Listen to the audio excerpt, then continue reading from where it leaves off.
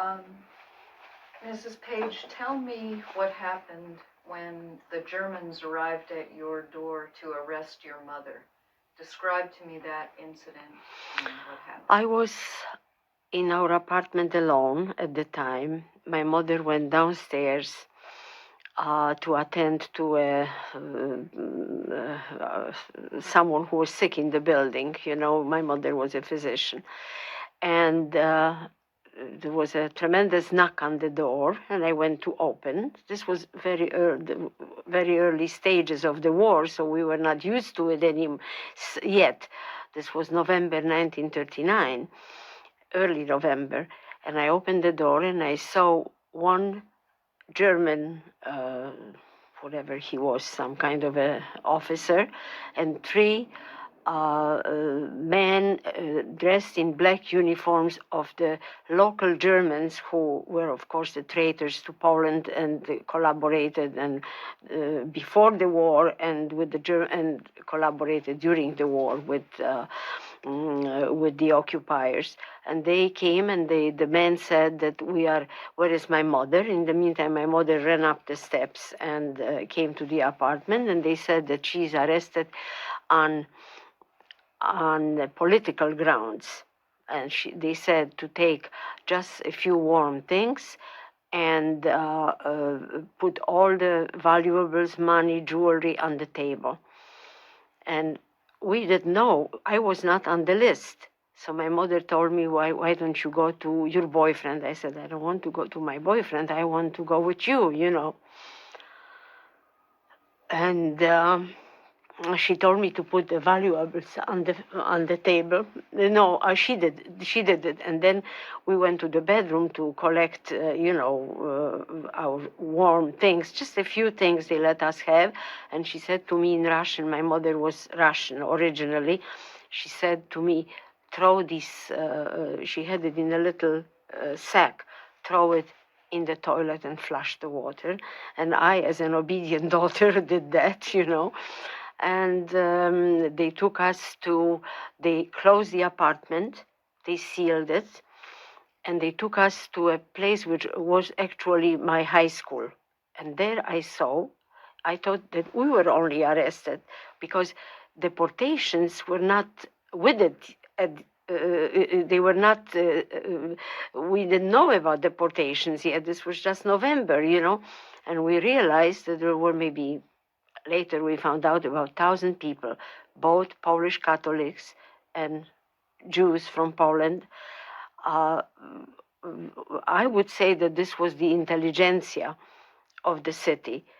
The Germans tried to quell any kind of resistance, and they did the same thing in all the cities. The very beginning, they tried to get rid of the people who would provide, who would resist or something like that. And they put us in trains. At that time, there was passenger trains. They were now cattle trains yet. And they took part of us to the city of, part of the transport to the city of Częstochowa. And the other part, which my mother and I were in it, to Kraków, the city of Kraków. Okay, let's stop for just a second. Okay, Mrs. Page, I want you to tell me that same story again, but as though you haven't told it to me before. So that's how the Germans arrived at your door to arrest your mother. Mm-hmm. It was November, I think 11, 1939, early evening, and I was alone in the apartment. My mother had to go downstairs to attend to some patient in our apartment house, and I heard a knock or a ring, the bell rang, I don't remember exactly. I went to open the door, and there were three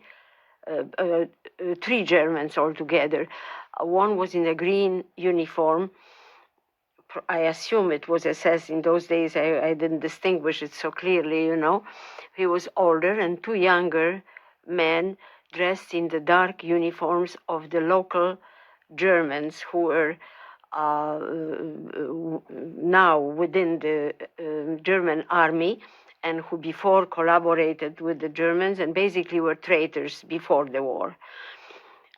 And one of them said that my mother in the meantime came upstairs, running up because someone probably let her know that the Germans are knocking on the door. And they told her that she's arrested on political grounds. And I was not on the list. They said I can go. But my mother told me to go and see to my boyfriend's house. First of all, I couldn't have gone anyway because there was a curfew. I couldn't move, from the house, but I wouldn't go anyway. I told her I want to stay with her. And they told us to take a few warm things, put all the valuables and jewelry on the table. And as we were getting ready, my mother in those days, being aware of the Germans and trying to be ready just in case, had her jewelry in the tiny little sack.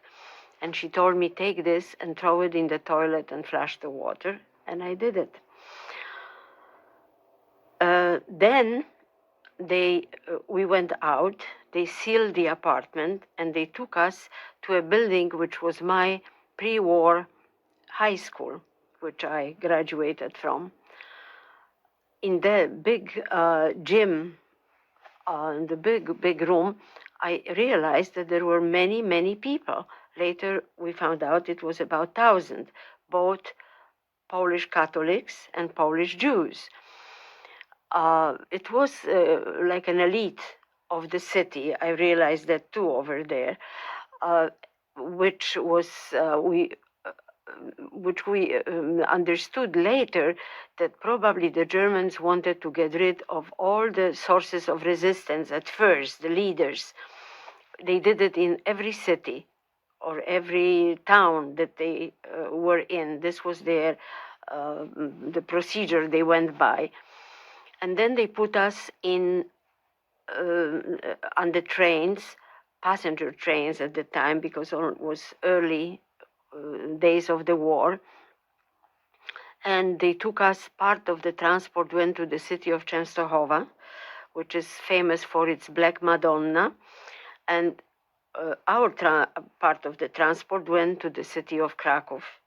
We were put in an old Polish fortress in the city of Kraków from medieval times, I think.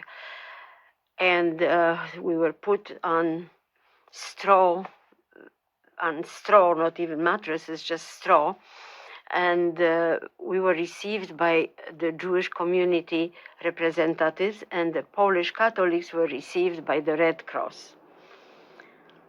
And of course, we had no money. We had just the basic necessities. We were uprooted. We were in terrible despair. We didn't know what deportation meant at the time because this was without precedent. This was the very first in our city, and I think in whole occupied Poland, one of the very first ones.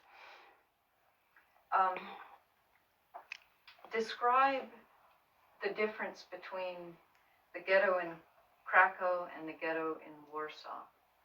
Well, I know. We were in the ghetto of Krakow.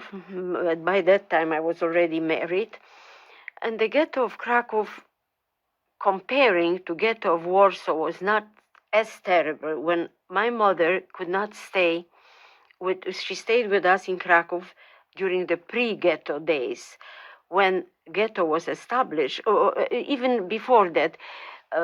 People who came after September 1939 to Krakow, who were not before that then, had to leave the city. And they could choose any city or town within the general government, which was not the Deutsches Reich, the German Reich proper. So she chose to go to Warsaw.